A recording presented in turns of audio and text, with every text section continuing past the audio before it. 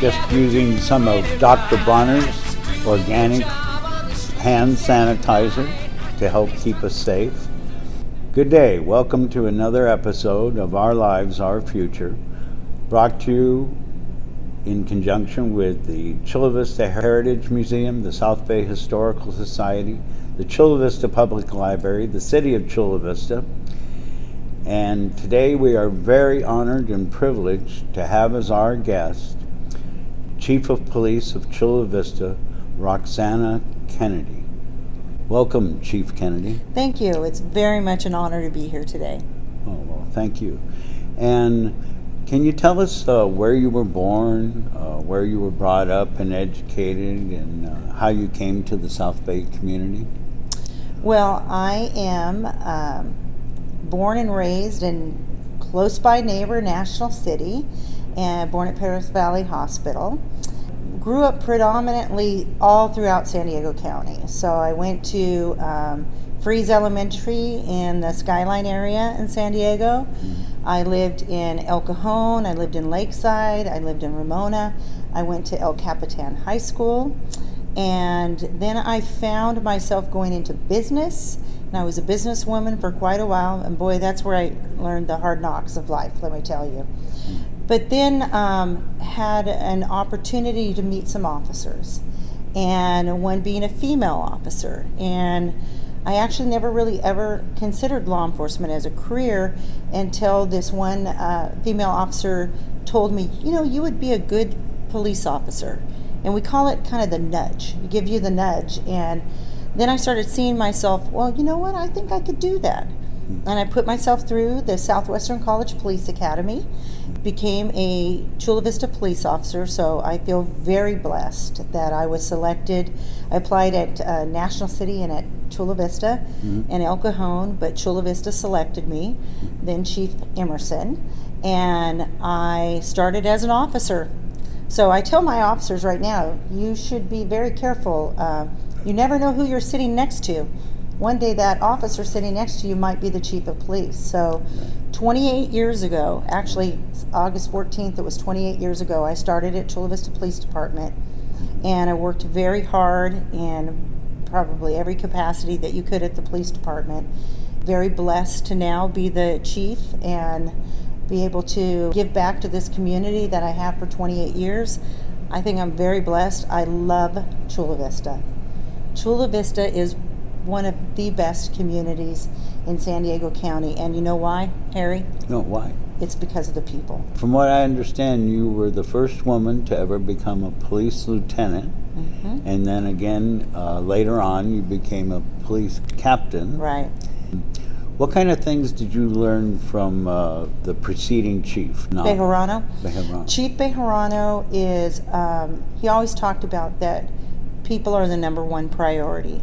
And I think that's the most important thing that I learned from him. I watched him with people. I watched him, I'll never forget one day, we went to lunch together at Murray Callender's, which used to be right next to the PD. And I watched this gentleman walk in. He was wearing a bandana. He was all tatted up, big buff guy. He looked like he had some challenges and experiences in life and he kind of looked at Chief Bejarano. And he said to Chief Bejarano, Chief, I just wanted to say thank you and that you're doing a great job. He goes, I just got out of prison not long ago, but I've always appreciated the person you are and what you do. And it really stopped me in my tracks, because this was an individual who you might not have thought and that he had any respect for law enforcement. Maybe he had a tough life. Maybe he had been in and out of prison. But he looked at Chief Bejarano. He was a Hispanic gentleman, and he looked up to Chief Bejarano for his accomplishments and how he treated people. So to me, you know, you can have tons of skills, knowledge, you can have all kinds of education, but if you don't treat people right, if you're not good to people and you don't value people, that to me is not a person that I want to interact with. And so Chief Bejarano really showed me a lot about what it's like to treat people with dignity and respect, and to just be a very open, compassionate individual. During your tenure with the police department, you've managed the Patrol Operations Division. and you oversaw a lot of different departments within the police department. Can you talk a little bit about that tenure when you were doing that? Harry, how much time do we have? Because that's a long time and that's a lot of stuff. Well. But I will let you know that when you become the patrol captain in the police department, there are 3 captains. And so I oversaw the largest portion of the department, 67% of the department. So that's all the traffic division. It's all the patrol operations. It's the community relations unit. It's the PERT clinicians, which are our psychiatric emergency response team clinicians that go out with our officers.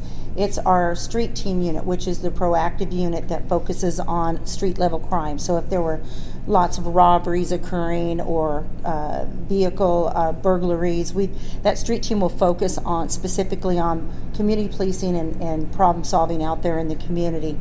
It also oversaw the school resource officer program, which I think is phenomenal. So there's a lot of different divisions. You have a lot of responsibility for all 24/7 of all operations in keeping the community of Chula Vista safe. So you did many things while you were moving up the ranks. You were a patrol officer, a field agent, a background investigator, a watch commander, crisis negotiation team. Yep. So you've had many experiences throughout your life. So when you go home at the end of the day and you try to relax, what is that like for you? Well, I am so blessed to be married to the most amazing man that has just, he is just the type of person that when I get home, he's there. He provides me with a glass of wine, I would like to say. Every once in a while I have a glass of wine. And he makes dinner every night. And this is a man who runs a very successful business for over 40 years. But he realizes the stresses of the position that I'm in, and he is there to support me. So if you'll look at most law enforcement officers, having the good foundation of home makes all the difference. I have 3 wonderful children. They're all, one helps my husband run the family business. My daughter is a ICU nurse here at Scripps Chula Vista, and my son is a medic for AMR here in Chula Vista. So they're all committed to service, and that gives me comfort. And then I also have at home 2 beautiful little French bulldogs that love me unconditionally, and I have to tell you, they have helped me tremendously because I forget about the stresses of work, and they're devoted to me, and they're there right by my side. And that might sound crazy and foolish, but I'm telling you, those dogs and the love of my husband and my family have made all the difference for me. Well, that's excellent. Talk to me about the camaraderie within the police force and what it means to be a fellow officer, and also the canine units, how they relate to the officers. Well, I'll start with the canine because we just talked about dogs. So you know that dogs, they are a man's best friend, for lack of a better way of explaining it. But those dogs are officers just like our officers out in the field. They're dedicated to service. They're dedicated to protecting our community, and they're a very important component of public safety, and I'm very proud of all of the officers there. You have to understand, law enforcement is a very tough job. It's very challenging, especially right now. I see my officers run into scenarios and situations where their life is at risk, but they're there to put themselves out there to save other people that they don't even know their name. They're there to help people. And I see each and every day the heart for service that they have, the heart for helping people. You know, you don't see on the news all those stories behind the scenes of all the efforts that our officers put into helping people, especially when they're victims of crime or there's families who have lost their family members due to some tragic event. You know, recently we had a significant case in our community where somebody lost their lives, and my officers would put the picture of this family member on their desk, and when the family came in and saw their loved one, they said that they speak for those who cannot speak anymore. And they worked very hard to bring closure to these families and help people through some of the most difficult experiences.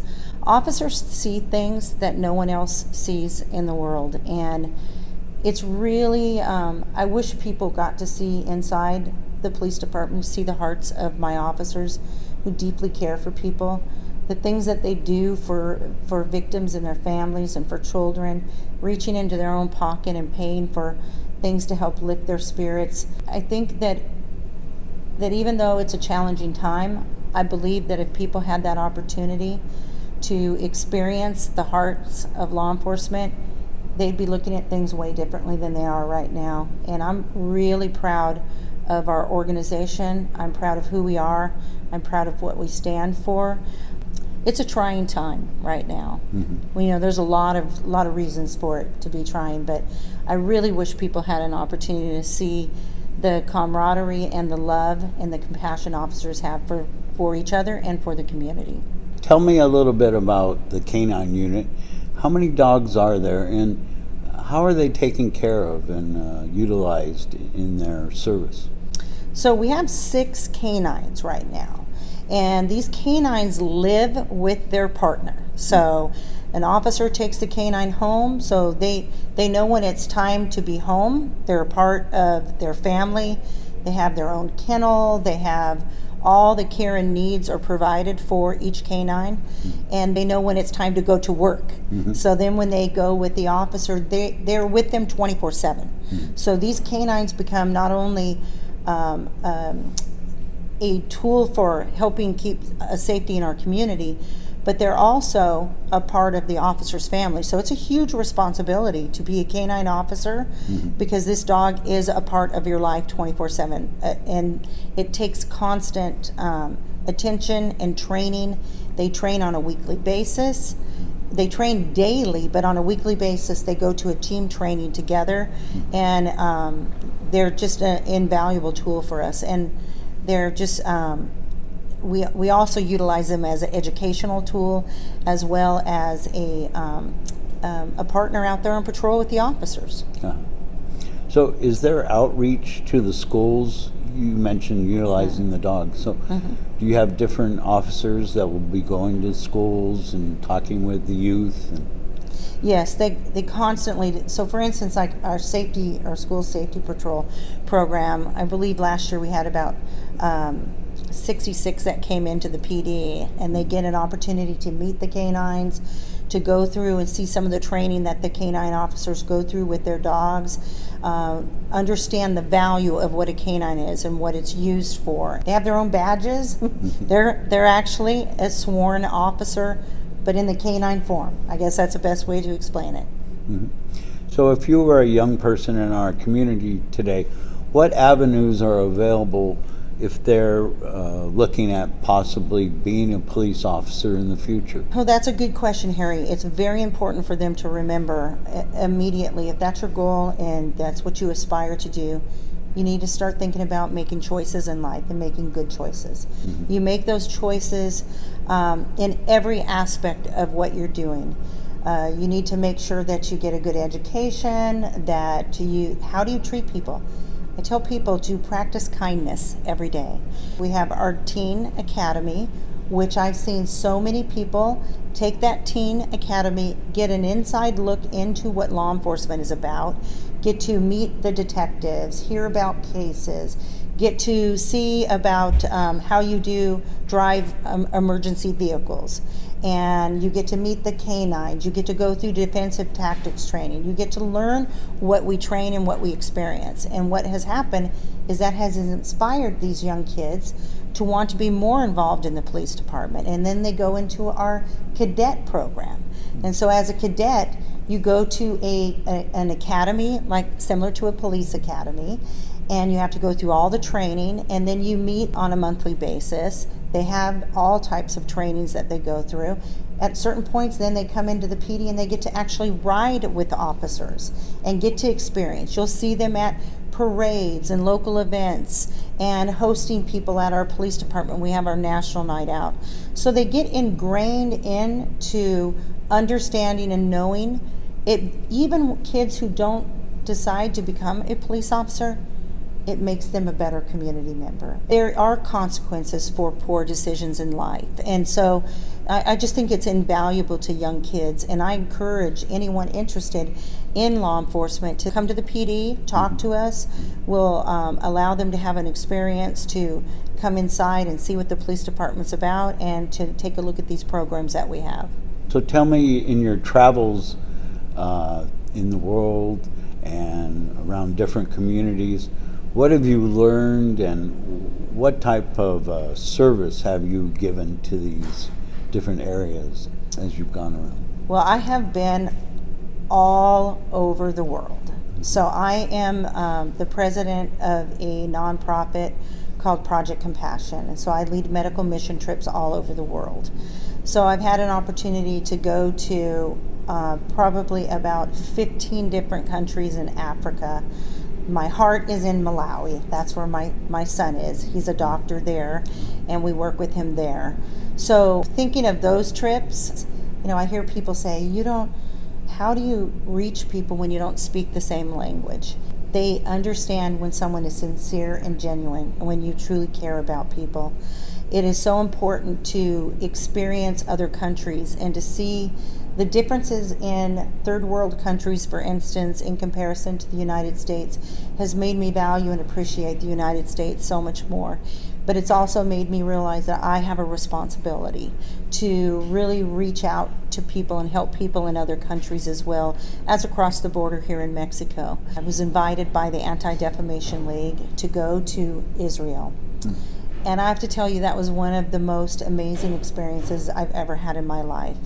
I had experiences that I would say were very spiritual in nature being there, but having an opportunity to go to Jerusalem, to go to all the historical religious sites, to go underneath Jerusalem. So I went with a group of law enforcement leaders so we could see the challenges that they face in Israel and the things that they do there. The culture and the people there, I have to tell you, it was the most amazing experience to be able to go to the Holocaust Museum and to be able to meet with the Holocaust survivor, to hear her story.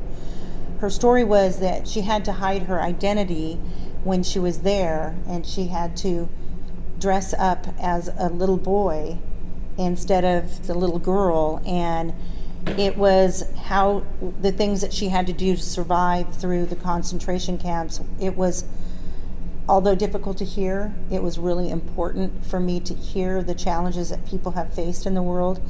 The thing that I was fascinated with her was that even through all the challenges she'd experienced, she didn't have hate in her heart. She had more love, and I believe the love is what got her through all the challenges that she had. But I have to tell you, if you hadn't had an opportunity to go to Israel, oh my gosh. So I just wanted to mention, we do have our exhibit here, Ruth Remember Us, the Holocaust.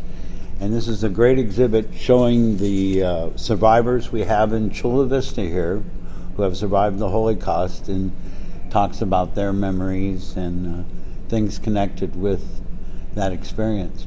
So I did want to thank you, Chief Kennedy, for the officers that were here the day we opened the museum, and we all felt a lot safer to have their presence, believe me. And I wanted to ask you, since you've had a chance to look over the museum, what you think of it. I just think that the museum is very emotional. This tells the story of Ruth and what she experienced, and many other people that are all a part of Chula Vista. It's just, to me, it was emotional and important and breathtaking for me, and I am so appreciative that we have had an opportunity in Chula Vista to hear all these very important stories about what happened in their lives in the Holocaust. So I'd like to talk with you about a few other things that the Chula Vista Police Department are first, as far as I know, in a few areas. One would be where 911 calls are, the information is given directly to the police department so you can respond quicker. Can you talk about that a little? Yes. So we have an initiative. It's called the Innovation Initiative at our department. Mm-hmm. And you have to understand, it's really challenging to bring on all new technology and all these new innovative things, especially when you're the lowest staff department, also with limited funding. And so we've really relied upon our community, and they have come to support us and helped us through our police foundation. And we've been able to do some really creative things. One being, we are the first department in the United States to be the testing ground for what's called Live 911. Mm-hmm. And what that means is that our officers have the ability to listen to incoming 911 calls. So remember, somebody that's dealing with a crisis out in the community will pick up the phone and dial 911 and call us. It takes time for the dispatcher to receive all the information, type it into the system before it's transferred over to officers. So right now, these officers could be driving around in a particular area. Let's say they're around here around the library. They can say, okay, within this 1 mile radius, I'd like to receive all the incoming 911 calls. Mm-hmm. So they can hear the actual call coming in. So you can hear voice inflection. You can hear what people are saying. You can hear what's being said in the background that maybe the dispatcher might be asking questions and keying in the, I've just been robbed. The suspect has a red shirt, and they start giving details. But the officer can hear if this suspect says, you better get out of the car, or I'm gonna shoot you, or whatever. And it will give them information to make better decisions. And even more important than that is the fact that it can pinpoint the location of the individual calling. And this is why this is important. People are traumatized when they call you. Mm-hmm. They don't always give you all the details. And when they say, I'm in the Costco parking lot, that's a huge parking lot. And I've driven as an officer trying to locate and find people all over the place, taking up valuable time that I'm not getting to that person. Now my officers can see on their mobile data computer or on their cell phone exactly the location of the person within a couple feet. So it makes a huge difference. And I tell people, in reality, sometimes 30 seconds could save someone's life. And so this is really important for our department to have this innovation, and it's been extremely well received and successful. I know it sounds cliche, but it's all about public safety. That's right. What's important. Yeah, I know from a recent experience I had in my family that when a person has a heart attack, issues of timing are very important. Absolutely. Yeah. Can you talk to me about the Chula Vista Police Foundation, how they support the police?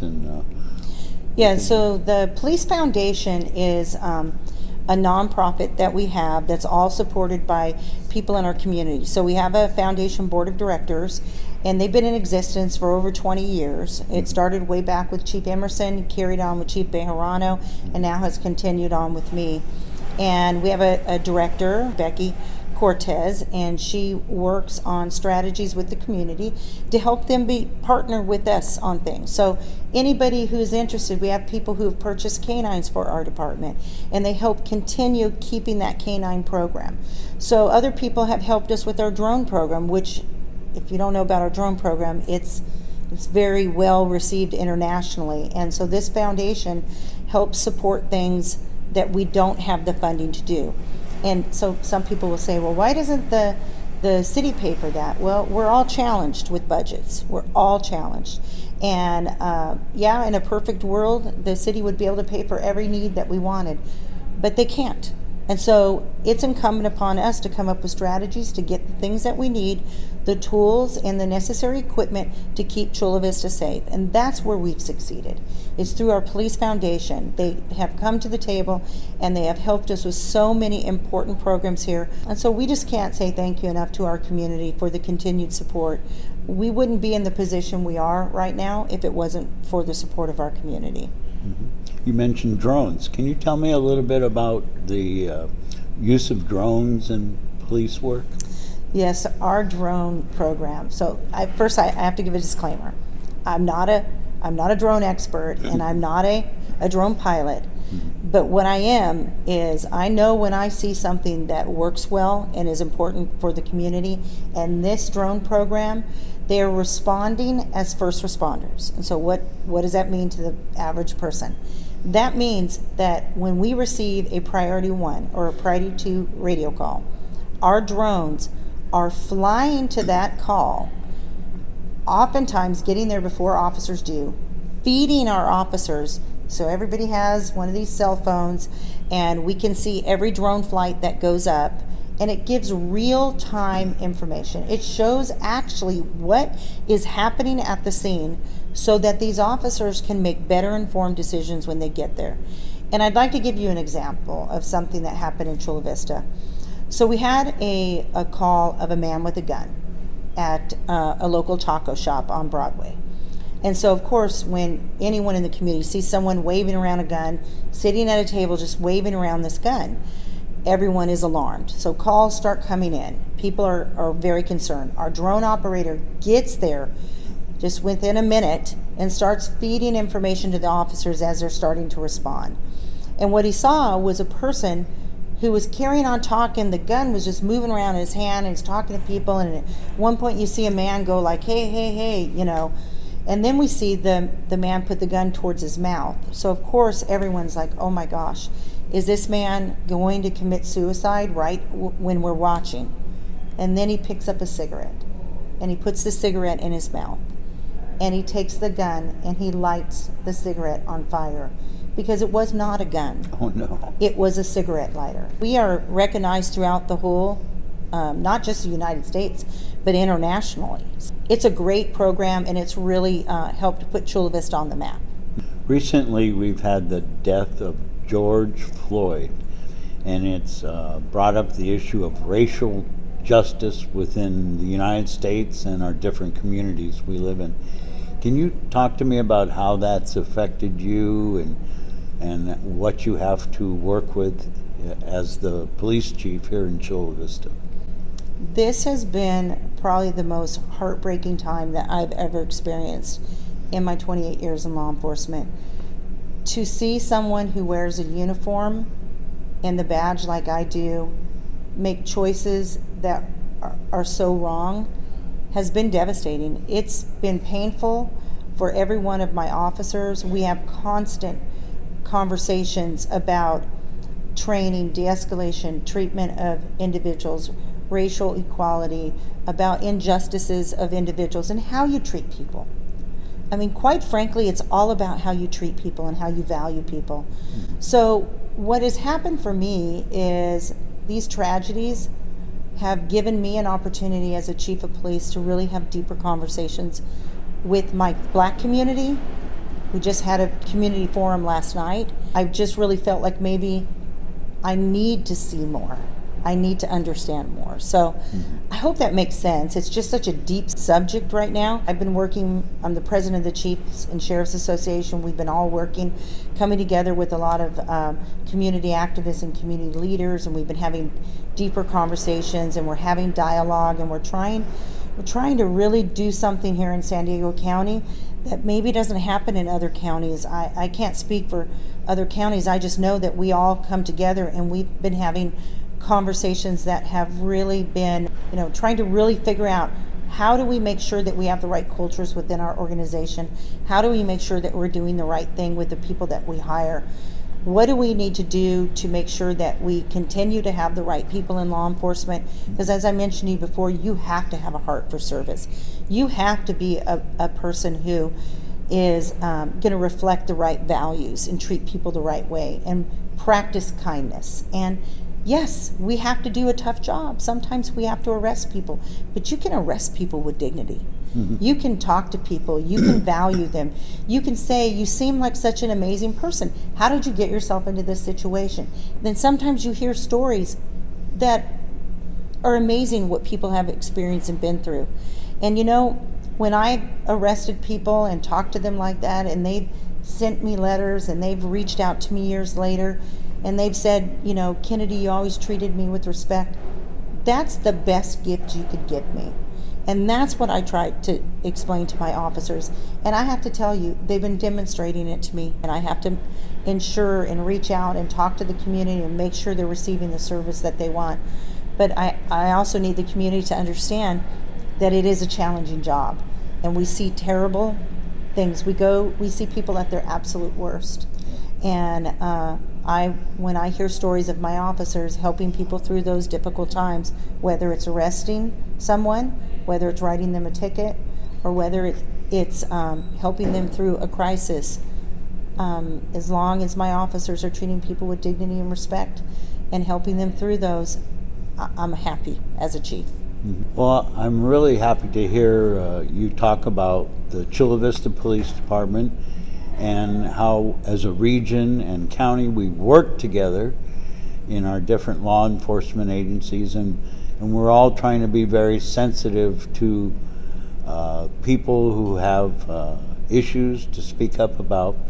Is there anything that you'd like to see changed in the budgeting of the police department? Do you think there would be better ways to spend funds in different areas, or are we doing everything perfect right now, or do we want to see different programs evolve?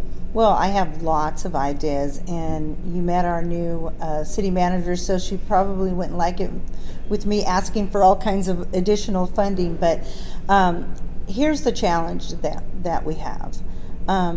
There's a lot of people discussing that they believe that law enforcement shouldn't have certain aspects. I've heard they shouldn't be dealing with the homeless, that they shouldn't be responding to certain radio calls. I 100% agree with the community that we have to do a lot of things that probably shouldn't be our responsibility. But the fact simply is, they call us. And when we see an issue in the community, we do everything that we can. Our homeless outreach team is amazing. And they have a nurse, a county nurse that works directly with them. They have the psychiatric emergency response team clinicians that deal with the mental illness components, and they provide resources. Health and Human Services has a resource individual that goes out so they can help find them housing and find them resources, and if they need a driver's license, if they need anything, we're there to help them. And so we've discovered throughout the many years that enforcement is not the right role with the homeless population. We want to try to help them become sustainable and get their lives back in order and find out how we can help them. Our homeless outreach team does that each and every day. It's amazing what they do because they have that compassion for helping people. They want to make a difference.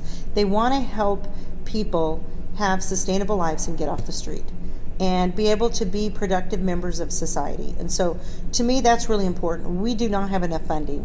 We only have 2 homeless outreach team officers. So that's challenging, but we make it work. We do whatever we can. So that's really, when you talk about cutting budgets or anything like that, I've heard a lot of discussion on defunding. So, I haven't heard that in Chula Vista, though, just let me say that. I've heard nothing but support for our department, and I believe and I hope our community knows about the efforts we put into helping our community. There's so much more that we need within our department. We have learned for so many years to do so much with so little, because we're the lowest staff department in San Diego County, lower than every other department. And so we're at about, right now it fluctuates on a daily basis, but about 0.9 officers per 1,000 citizens. And many of the agencies are like about 1.3 officers per 1,000 citizens. We're the second largest city in San Diego County. We have a very unique, diverse city that has a lot of needs. And so, with our school resource officer program, I don't think that a lot of people understand what we do in our school resource officer program. We have a juvenile diversion program. We're not a pipeline to prison. We are about helping our kids learn through the choices that they make, have alternative options. We work directly with South Bay Community Services, and we have for, I'm certain it's probably 25 years now. And we have these counselors within our own department. And so when kids are troubled or having issues, they get to go through juvenile diversion and never get anything put on their record. We're proud of that. I believe this last year it was 146 kids had that opportunity. Kids, like you mentioned, how you felt about law enforcement when you were younger. Kids make choices sometimes, not because they're bad kids, there's a lot of pressure, there's a lot of influence, there's a lot of things going on. Sometimes kids make choices because they were bullied. There's a lot of different reasons behind things.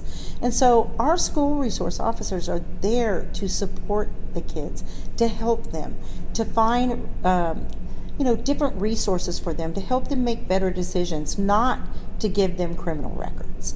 And so I think a lot of people make assumptions based upon a national narrative, but sometimes they don't even know what's happening within their own community. And so, there are so many programs that, even with our traffic enforcement officers, it's not about writing tickets.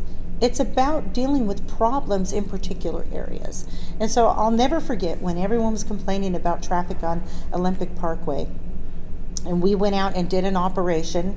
Every once in a while we get funding through the Office of Traffic Safety, and we can put more resources into it. We can bring other agencies from other areas to help us, and we pass on the favor at times, and they did an operation. I've never seen so many people applaud the fact that we wrote citations on Olympic Parkway because the community knew it was a problem. Mm-hmm. And so when you focus on problem locations, you're going to get the applause of the community because they know it as much as we know it, right? And so the challenge is that we don't have as many officers as we'd like. We have one parking enforcement officer for 52 square miles. And that's very, very challenging right now when we have 52 square miles and we have abandoned vehicles and we have different issues that are occurring, and we try to get to them. And so for me as a chief, that's my frustration. I wish I could respond quickly to every single request from the community, but what we have to do when we're low staffed, and I want to say thank you to our community because they did support us with Measure A, and we are ramping up and we're trying to get more and more officers, but even with the support of Measure A, we're still going to be the lowest staff department. That's the challenge that we have. So that's why we're creative in Chula Vista. With this drone program, as I mentioned earlier, our goal, we got 2 additional sites out east. Our goal is to try to increase so we have complete coverage of the entire city. But it takes money. And so that's how I'm trying to be creative we just had a foundation event at the San Diego Country Club, COVID compliant, I'd like staggered starts, and we're able to bring in money to support the drone program. And that's through the support of generous sponsorship. So this is really an example of we have challenges and we don't have all the funding we need, but we're not going to sit back and let that stop us. We're going to be creative, we're going to partner and work with our community, and we're going to continue to keep Chula Vista one of the safest communities. That's excellent. I want to thank you for being with us today. You provided us with so much information and knowledge of how the police department works. And I want to say you are an outstanding individual. I'm proud of you that you're our police chief. And I really respect you, and I respect your department and your officers. And thank you so much for serving our community and being such a wonderful part of our community. Well, thank you, Harry. It's my pleasure. Thanks for watching Our Lives, Our Future. Stay safe, Chula Vista. All right. See you later.